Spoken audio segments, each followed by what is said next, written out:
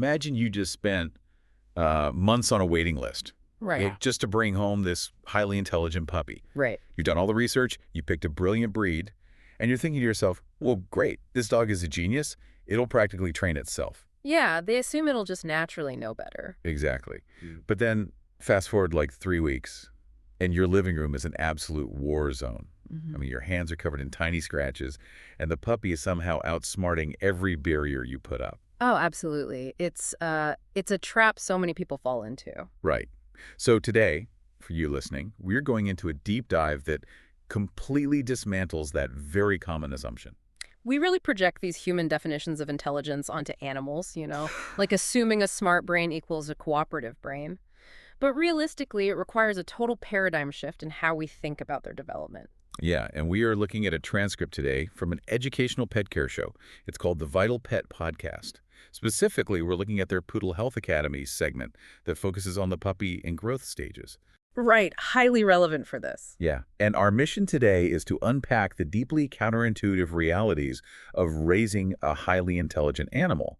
We want to discover why those first few months of development absolutely dictate the rest of a dog's life. It really does. Okay, let's unpack this, starting with that major misconception directly from our source, because there is this pervasive idea that because a breed like the poodle is highly intelligent, well, good behavior will just, I don't know, naturally show up without much effort. Yeah, and the experts in the source material point out that this is almost entirely backwards. Wait, backwards. Yeah. Intelligence does not mean a puppy arrives pre-programmed with good manners or, emotional regulation.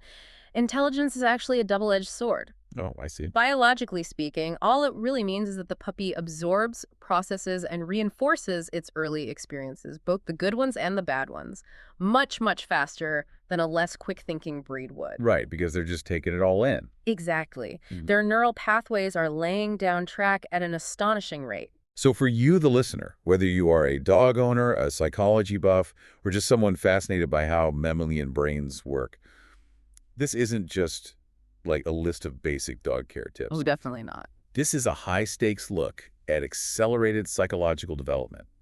We're talking about what happens when a brain is essentially operating as a super sponge.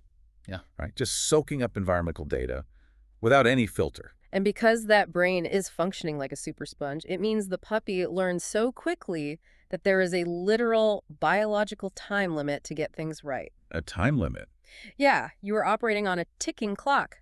Every single day that passes literally changes the physical architecture of that animal's brain. Wow. So it's kind of like raising a highly intelligent puppy without active guidance is like giving a sports car to a teenager. Oh, that's a great way to put it. Right. Because if you don't actively steer the vehicle, they'll just learn how to crash really, really fast. Exactly. They are going to use that high-performance engine to lock in terrible driving habits before you even realize what's happening. That is terrifying. What's fascinating here is the precise biological window we're talking about. In the behavioral and veterinary world, it's called the primary socialization window. Okay. And according to the source, this happens roughly between 3 and 12 weeks of age. 3 to 12 weeks. That's so short. It is. During this highly specific time frame, a puppy's brain is unusually receptive. It's primed for maximum neuroplasticity. Meaning what exactly? It means the brain is highly malleable. It's actively seeking out data to figure out what is safe and what is dangerous in its permanent environment. So whatever that puppy experiences right now doesn't just pass through them as a fleeting memory. It sticks. More than sticks. It physically alters their neural circuitry. It permanently shapes how they perceive the world for the rest of their lives. Wait, hold on. I need to push back on this 12-week cutoff because that sounds incredibly absolute. Sure. If the window closes at 12 weeks, what happens if I adopt a rescue puppy at 14 weeks? Did I completely miss the window? I mean, is the dog just permanently broken forever? No. Or does this neuroplasticity just, like, slow down? That's a vital question. The dog is not permanently broken, right? And it's not a hard off switch where learning suddenly becomes impossible at 12 weeks and 1 day. Okay, phew. Think of neuroplasticity during this window like wet cement. Between 3 and 12 weeks, that cement is incredibly fresh. It's easy to mold. You can draw lines in it with a feather. Right. But as you move past 12 weeks, the cement starts to cure. You can still change the dog's behavior later in life, but you are no longer drawing with a feather. You're going in with a jackhammer and a chisel. Oh, wow. That sounds exhausting. It is. It takes exponentially more time, effort, and professional counter conditioning to rewrite a fear response at 6 months than it does to gently introduce the stimulus at 9 weeks. So the stakes are astronomically high. Mm. Because if you think about the math here, the timeline is just terrifying. Oh, yeah. The source notes that a responsible breeder is doing the vital early work from weeks 3 to 8. Gentle handling, exposing them to different sounds and surfaces, early human contact. Right, they start the process. But an average owner usually brings the pup home around 8 weeks of age. Which means if the primary window is rapidly closing around 12 weeks, you don't have months to figure this out. You have exactly 4 weeks. Literally 4 weeks. You bring this tiny, fluffy creature into your house, and you are immediately thrust into a literal race against a biological clock before that developmental wet cement sets. And people constantly assume they can ease into it. They think, oh, let the puppy settle in for a few weeks, let them sleep. We have years to figure out the outside world. Yeah, that sounds like a very natural human assumption. But the source explicitly warns that assuming this socialization window remains wide open indefinitely is a massive mistake. The sensitive period is gradually closing with every passing day. Wow. Yeah, every day you keep them completely isolated is a missed opportunity to build a resilient neural pathway. So we have this intense urgency, time is running out. But that brings us to the actual mechanics of how you spend those critical 4 weeks. Because if I know I'm racing a clock, my human instinct is to do as much as possible, as fast as possible. Yeah, cram it all in. Exactly. Isn't socialization just throwing them into a chaotic dog park or a room full of screaming kids or like a busy hardware store so they just get flooded with stimuli and get used to it? Oh, man. That is the most common trap new owners fall into. And the source material is incredibly clear on correcting this. Why? Because flooding an animal can actually cause the exact trauma you're trying to prevent. True socialization is not about overwhelming the animal with chaos. It is about controlled, positive exposure. Controlled exposure, okay. Yeah, and this is especially crucial because of a specific physiological trait of poodles. They are notoriously emotionally sensitive. Oh, emotional sensitivity combined with high intelligence. That is quite the cocktail for potential neuroses. Absolutely. When an emotionally sensitive dog gets overwhelmed, say you drop them into the middle of a chaotic dog park, their brain perceives a threat, and their system gets flooded with cortisol, the stress hormone. So they panic. Right. The amygdala, which is the fear center of the brain, takes over. If they don't get gentle, positive exposure to different surfaces, loud sounds, car rides, and handling, they don't just get over it. They don't just bounce back. No. The source emphasizes that they can become deeply fearful and reactive adults. Because their brain was highly receptive during that window, that massive spike in cortisol basically burns a permanent warning sign into their memory. Oh, wow. The adult brain categorizes that specific environment or that type of loud noise as a mortal threat. So the effort you put in now is literally a neurological investment against future behavioral problems. Precisely. You're trying to keep the prefrontal cortex, the thinking, reasoning part of the brain engaged, rather than letting the amygdala take over. But how do you actually execute that? How do you build confidence without accidentally terrifying them? The key mechanism, according to the source, is autonomy. You never force the interaction. Okay, give me an example. Let's say you want to introduce the puppy to something potentially scary, like a vacuum cleaner or a strange new object in the living room. Sure. The entirely wrong move is to pick the puppy up, carry them over to the vacuum, and hold them next to it to, show them it's fine. Right, because you've just stripped away their autonomy. You physically trapped them with the scary thing, which instantly triggers a panic response. Exactly. You've removed their ability to retreat, which is essential for feeling safe. The right way is to place the object in the room, maybe drop a few high-value treats near it, sit down, and just wait. Just let them figure it out. Let the puppy approach the vacuum on its own terms. If they take a step toward it, they get a treat. If they retreat, you let them retreat. That makes a lot of sense. Small moments like that, repeated over and over, teach the dog that new and novel things are safe to investigate rather than things to flee from. That is such a powerful distinction.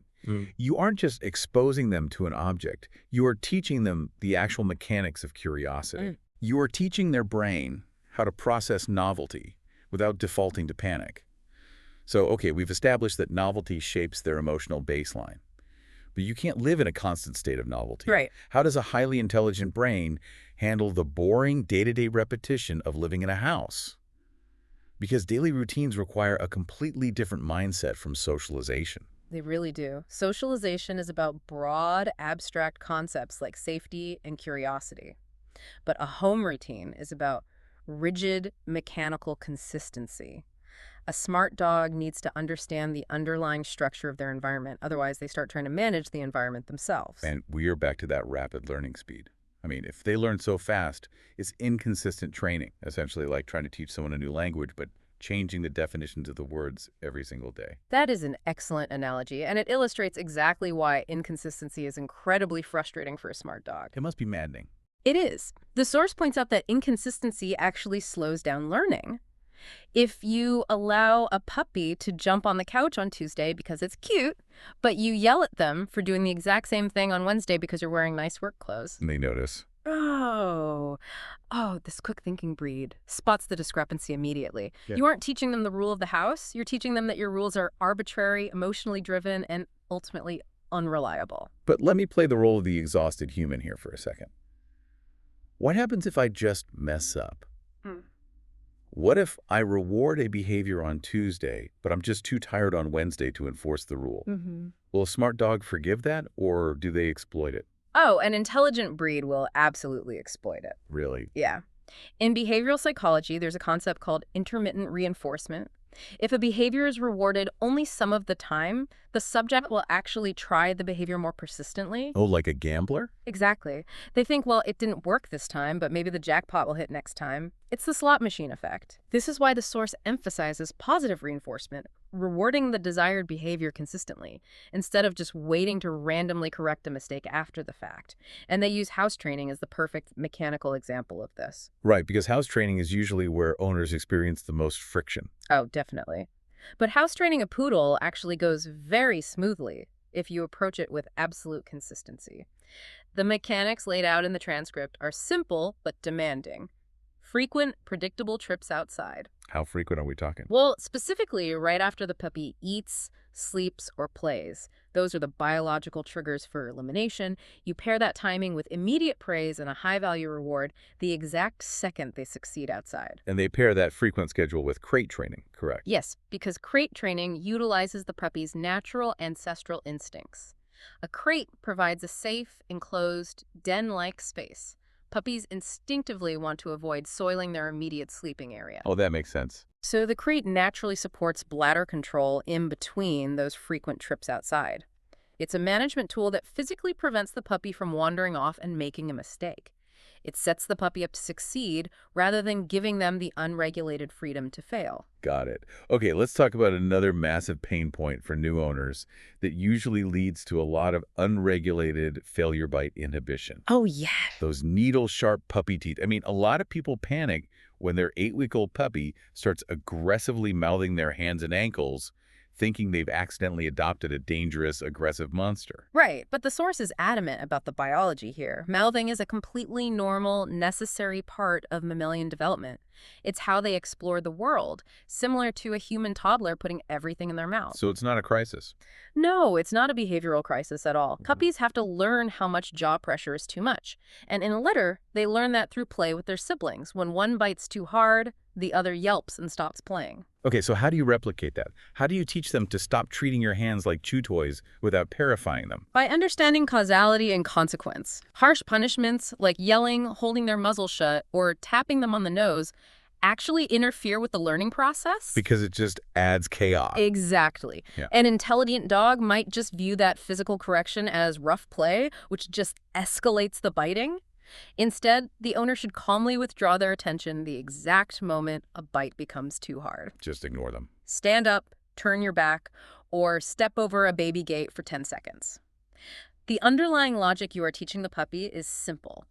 Gentle play keeps the fun interaction going. Hard biting makes the fun instantly disappear. It's pure cause and effect. You're leveraging their deepest desire, which is to interact with you as the primary training tool. Exactly. All right, here's where it gets really interesting. Amidst all this talk of training and playing, the source drops a massive shocker about puppy sleep, 18 to 20 hours a day. Yeah, it is a staggering number, and it catches almost every new owner off guard. I honestly had to reread that line in the transcript. 18 to 20 hours. If a human was sleeping that much, we'd rush them to the hospital. Right. New owners often assume a resting puppy is sick or bored or needs to be constantly entertained. And acting on that assumption is incredibly detrimental. The source explains the physiological reason why they sleep so much. This is when crucial physical and neurological development happens. Okay. Think back to that primary socialization window. When the puppy encounters the vacuum cleaner, they are gathering data. But when that puppy is asleep, specifically when they enter REM sleep, their body isn't just resting, it is actively constructing their brain. Oh, wow. So sleep is the biological mechanism that actually saves the data. Exactly. It's a process called memory consolidation. The brain replays the events of the day, strengthens the neural pathways formed during those short socialization sessions, and clears out irrelevant information through synaptic pruning. That is wild. Yeah, so if you constantly wake a sleeping puppy because you want to play, you are literally interrupting the structural building of their brain. Respecting that massive need for sleep is just as critical as the act of training itself. A sleeping puppy is a growing puppy. That perfectly bridges us into the physical fragility of this stage. Because while the puppy is sleeping 20 hours a day to build its brain, its physical body is also undergoing massive transformations, and it is incredibly vulnerable. Very much so. The physical care you provide in these early months directly dictates the structural resilience of the adult dog, which leads to a really counterintuitive question about exercise. Because people look at a high-energy adult breed like a standard poodle and assume the puppy needs to run for miles every day to burn off steam. Oh, and doing that can cause permanent, irreversible damage. Really? Yes. The veterinary expert in the source highlights the severe danger of overexertion. A puppy's joints and growth plates are still actively developing. They are not miniature adult dogs. Their skeletal structure is fundamentally unfinished. Right. And a growth plate, for context, is the area of soft developing cartilage tissue at the ends of the long bones. It hasn't hardened into solid bone yet, which means it's softer than the surrounding tissue. Precisely. So if you subject a puppy to long, high-impact runs on pavement or repetitive stress like jumping aggressively for a frisbee, you can actually cause microscopic fractures in that soft cartilage. Oh, Yeah. When a growth plate is damaged, the bone can stop growing prematurely, or it can grow at an incorrect, deformed angle. This is especially dangerous for a larger breed like a standard poodle because they have so much mass growing so quickly. So what should they do instead? They need short, structured play on soft surfaces and gentle exploratory walks, not forced endurance running. But then the source draws a really sharp contrast with the toy poodle variety. I mean, they don't have all that mass, so what's the risk there? Yes, the toy poodles require extra caution, but for a different structural reason. It's not about joint strain from heavy, rapid growth. It's simply because they have incredibly fragile, proportionally tiny bones. Oh, just from being so small. Exactly. A careless leap off a high couch or rough play with a larger dog, or even a well-meaning toddler, can easily result in a serious fracture. You have to be hyper-aware of their vertical environment. Ramps for the couch and extreme supervision around larger animals are non-negotiable. It's fascinating how the different sizes of the exact same breed require such wildly different physical management, even while their psychological needs, their intelligence and emotional sensitivity remain identical. It really is. Speaking of managing those physical needs, the source touches heavily on grooming and veterinary care, and there's a strong theme of long-term preparation here. Very strong. Let's look at grooming. With a breed that requires regular clipping, you cannot wait until the dog is an adult with a fully grown matted coat to start teaching them about the brush or the clippers. Makes sense. You have to introduce gentle handling of the paws, the ears, and the face early on during that same socialization window we discussed. Right, because wrestling a fully grown, 60-pound intelligent dog who is terrified of the nail clippers is a nightmare no one wants. Absolutely not. You're building the neural pathway that says being handled is safe while the cement is still wet. Exactly. The early, gentle exposure makes professional grooming a tolerable or even pleasant experience later. And regarding veterinary care, the source makes a very distinct point. Do not rely on generic, one-size-fits-all schedules you find on internet forums. Because things like vaccination schedules, parasite prevention, and monitoring a healthy weight trajectory need to be highly individualized by a licensed professional veterinarian. Right. It depends on the specific puppy's geographical environment, their lifestyle, and their individual health status. Yeah. You can't crowdsource medical care. And that individualized, gradual approach applies to teaching the puppy to be alone, too. Oh, right. Because of that profound emotional sensitivity we talked about, you can't just leave a young puppy alone for a full 8-hour workday right off the bat and expect them to figure it out. That sounds like a recipe for disaster. It is. It has to be built up gradually, starting with very short absences, maybe just walking out the front door and coming right back in. Rushing the process of alone time is a primary trigger for severe separation anxiety later in life. Because if you just vanish for 8 hours, the sensitive puppy brain, which lacks a human understanding of time, categorizes isolation as a traumatic abandonment event rather than a normal temporary state. Exactly. It all comes back to how that young brain processes the data of its environment. So what does this all mean? When we look at everything we've unpacked, from the 12-week neuroplasticity window to the cause and effect of bite inhibition to protecting soft cartilage growth plates to honoring 20 hours of memory consolidating sleep, what is the grand takeaway here? The core message from the experts is that puppyhood isn't just an annoying, messy phase you have to grit your teeth and get through before the real, well-behaved dog finally shows up. Right. Puppyhood is the phase that actively builds the real dog. It is a construction zone. A construction zone. I like that. Yeah. Every positive exposure you orchestrate, every consistent routine you enforce, every joint you protect from impact, and every hour of sleep you respect is a direct, calculated investment in the structural and psychological foundation of the animal you will live with for the next 15 years. And for you listening, I want to point out something crucial. The source material we reviewed did mention a tool, an app called VitalPet, that owners use for tracking growth curves, organizing vet visits, and logging these developmental milestones. Right, the app. But the ultimate takeaway we want you to leave with goes so far beyond downloading any specific app or even owning any specific breed of dog. This entire discussion is essentially a masterclass in understanding the mechanics of accelerated neurological development. If we connect this to the bigger picture, it really leaves us with something profound to consider about our own lives. Oh. Yeah, think about that primary socialization window we discussed. A window where a highly receptive brain absorbs its surrounding environment, processes the data, and permanently locks in its emotional worldview based on what it is exposed to. Now, apply that underlying concept of environmental absorption to us as adult humans. Well, that is a fascinating pivot, taking the wet cement analogy and applying it to ourselves. Exactly. If a puppy's entire adult emotional baseline, whether it defaults to curiosity or defaults to panic, is physically wired by the chaotic or calm environment it experiences in just a few short weeks, Yeah. how much does our own immediate daily environment shape us? Think about the media we consume every single day, the ambient stress in our workspaces, or the constant chaotic noise of our daily routines. Wow. How much of that environment is subconsciously locking in our own emotional reactions, solidifying our anxieties and cementing our habits without us even realizing that our own windows of perception are wide open? That is a staggering thought. It begs the question. Are we actively and deliberately shaping our own neural pathways through positive, controlled exposure, or are we just letting the chaos of the room dictate who we become? It really makes you evaluate the socialization windows you're exposing yourself to as you go about your day. It's definitely something to mull over as you transition back into your own environment today. Keep your brain curious, keep your environment intentional, and we will catch you on the next deep dive.